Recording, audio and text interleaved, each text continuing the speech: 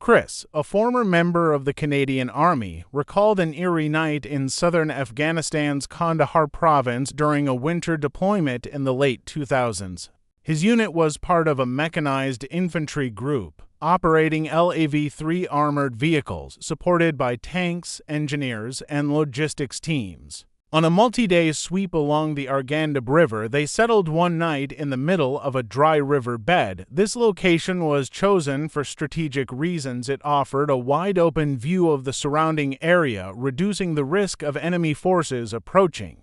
Unnoticed, their armored vehicles formed a tight circular perimeter with tanks and LAVs on the outside, all facing outward, ready.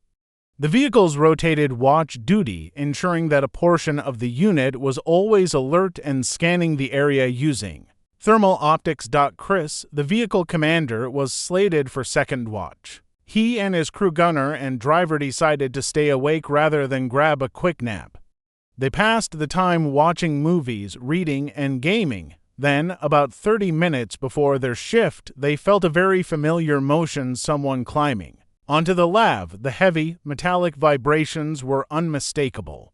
Expecting a sergeant to pop the hatch and bark out new orders, they braced themselves, but nothing happened. There were no voices. No more movement. The top hatch stayed shut. Puzzled, Chris opened the top hatch and peeked out. No one was there. He climbed out completely and checked the turret, the front of the vehicle, even peered toward the driver's hatch. Still nothing. From his elevated position, Chris could see the entire perimeter, vehicles, sleeping soldiers, and the wide, barren landscape. No movement, no shadows, no explanations. Unease crept in. Whatever or whoever had climbed onto the LAV had seemingly vanished without a trace. Chris returned inside and ordered the hatches locked. Their shift came and went without further disturbance, and they returned to rest, but the next day, their driver shared something that deepened the mystery. During the night, while watching a movie, the driver felt fingers slowly drag across the top of his head, raking through his hair from back to front. He turned sharply, expecting to catch someone playing a prank. But the turret was empty, and both Chris and the gunner were still inside. He swore it was real. He wasn't joking, and the fear in his eyes convinced them it wasn't a made-up tale. In the days that followed, the trio began to question if the LAV had some sort of history. Maybe a previous crew had suffered a tragedy. These armored vehicles didn't rotate home with troops. They stayed in Afghanistan, passed from one unit to another. Maybe something had stayed with the LAV. They eventually chose not to look into its past. Sometimes it's easier not to. No. A U.S. Army soldier, known online as Sector SOS, had his own brush with the bizarre during his deployment to Afghanistan's rugged Kunar province in 2010-2011, while on night surveillance duty at an observation post overlooking a road below their base. He and fellow soldiers noticed a young Afghan boy walking for goats along the road, nothing unusual until he took off his night vision goggles and VGs. The boy was gone. The goats were still clearly visible to the naked eye in the moonlight. But the shepherd completely vanished. He slipped the goggles back on. There he was, walking alongside his goats, off again, gone, on again there. All three soldiers saw the same thing. The goats were real, and the boy was only visible through night vision. They watched him for about 20 minutes before he and the goats disappeared completely. They reported the incident. The higher-ups didn't seem to care, but rumors quickly spread. Within a week, all three soldiers were randomly selected for urinalysis testing, likely under suspicion of drug use. They passed, of course, but the experience was never explained. Could it have been a trick of light? A hallucination? Possibly. But all three had witnessed the exact same thing. Kunar is a place of legends, and many soldiers whispered about strange occurrences in the mountains, especially during night patrols.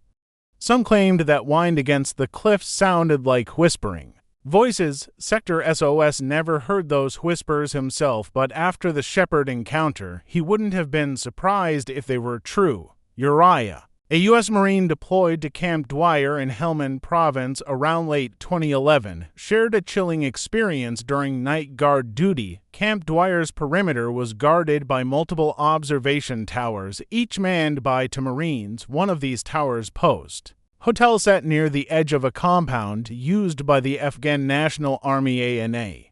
The ANA had floodlights and buildings nearby, and a few months prior, a fatal accident occurred there. An ANA truck had crashed into the protective HESCO wall near the tower, killing both occupants. The damaged section of wall was never fixed. Uriah took over duty at Post Hotel one night and noticed something odd while scanning the area with his rifle. Near the broken section of wall, he spotted two clearly defined human-shaped shadows.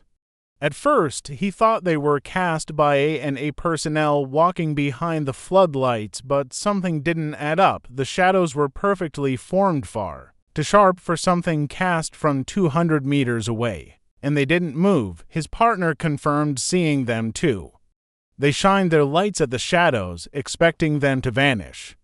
But they didn't. Even under direct light, the silhouettes remained dark, still, and human-shaped. Moments later, the shadows began to glide slowly into a larger mass of darkness nearby, not walking but drifting, like fog on the move.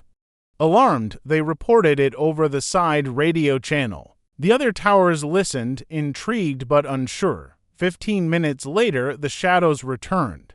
Again, they drifted back to their original position. Uriah glanced at his watch. 3:15 a.m. He remembered stories that spirits were most active between 3 and 4 a.m., the so-called witching hour. Suddenly, it wasn't just odd, it was terrifying. The next night, Uriah convinced his previous post partner, Williams, to join him at Post Hotel. Williams hadn't believed the stories until he saw the shadows for himself. At first, he brushed it off. Then they heard a metallic clang, as if something had struck the tower's support beams. Williams grabbed his rifle and swept the area but found nothing. He tried again to sleep until the same loud impact jolted him awake. And that's when things got worse. Uriah radioed in a request for new batteries. A corporal arrived. As he walked up the stairs, Williams glanced over the railing and asked, "Is the sergeant with you?" The corporal replied, "No, it's just me." Williams went pale. He had seen someone following the corporal up the stairs, and whoever or whatever it was had vanished. They were done. Both Marines agreed not to return to Post Hotel again. For weeks, nothing else happened until another Marine, Kyle, was stationed at Post Bravo. While taking a break outside, he noticed dust kicking up near the fence.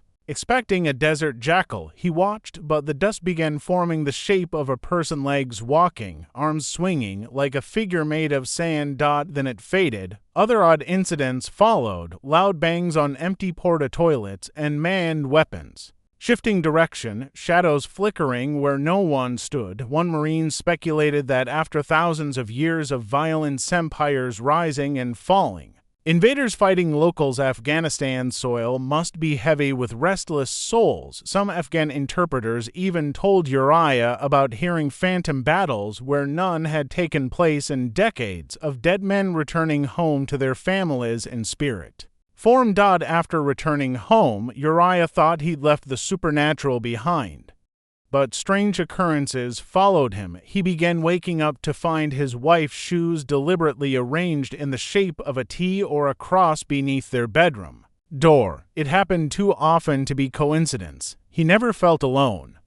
Shadows lurked in corners. Rooms seemed occupied even when empty. For years, he couldn't sleep during the early morning hours, especially between 3 and 4 a.m. He was no longer in danger from the Taliban, but something unseen had shaken him in a way combat never could. Now, out of the military and working as a police officer, he says nothing has ever scared him more than those unexplained moments from Afghanistan. These aren't ghost stories told around a campfire. These are first-hand accounts from trained soldiers and Marines, men not prone to superstition. Whether you believe in spirits or not, these moments left a mark that couldn't be explained away. Even now, long after their deployments, they still remember what they saw, and they still believe they weren't alone.